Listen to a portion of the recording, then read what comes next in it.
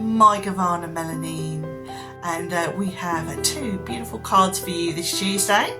We have the 3 Elven Rings, haha, and then we have the Great River Anduin, which is the river that crosses the Vale of Anduin, and next to it there was that great big rock. If you remember from The Hobbit, the eagles leave the dwarves and Bilbo and Gandalf, they leave them at the Carrock, which is like this big outcrop of rock that's got steps running all the way down it, and that's where they leave Bilbo and Gandalf and the dwarves.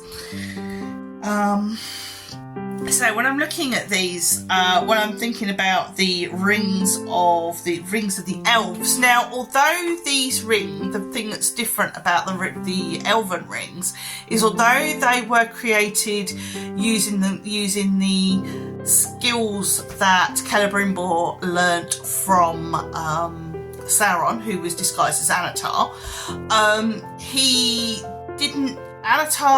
Sauron didn't know that these rings were created until he put on his own ring, and so they weren't influenced by Sauron, but they could be influenced by Sauron. So as soon as Sauron put on his ring, the elves thought, oh, and took their rings off.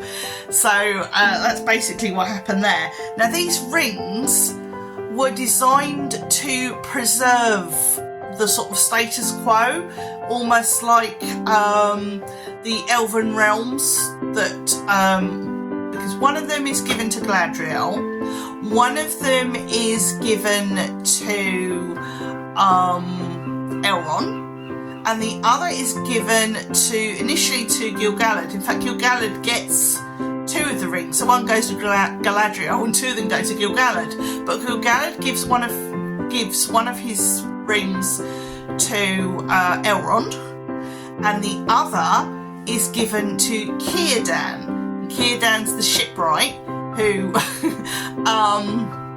lives in the Grey Havens, and he's the one who is helping all the elves move over to the Undying Lands on like specially built ships and everything. So that's a little bit of history behind the 3 Elven Rings. So what they do is they kind of stop time, because elves can't cope with a lot of change. I know a lot of people who can't cope with a lot of change, but elves really can't deal with a lot of change. So, especially the high elves. So, with Galadriel, she has her ring, and it sort of stops time in Lothlorien, as it were.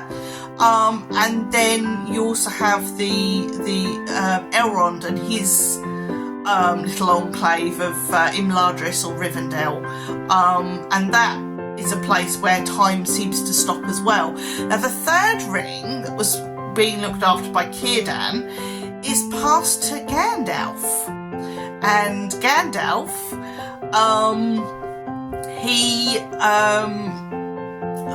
Círdan recognises who he really is, and says that you're going to have a lot of problems when you hit Middle Earth, so you're going to need this. And he gives him the ring, and it's a ring of fire as well, and obviously Gandalf is a firemire, as it were. He uses a lot of fire, and the ring helps to enhance his powers, and it also helps when people are feeling down or discouraged, or it helps to fire them up and give them confidence, and that sort of fire as well. Okay, so getting back to the reading as the most important bit. Okay, when I'm looking at this, I kind of feel that the 3 rings are coming to you, as it were, symbolically. 3 rings are coming to you. Now, if you had those 3 rings, what would you do with them? Who would you give them to? Who are your 3 people that you would give your rings to. Okay, who is the Galadriel in your life? Who is the Gandalf in your life? And who is the Elrond in your life? Think about those three people, and those are the people you would give your rings to. So, have a think about that. Take care, look after yourselves, and mind how you go.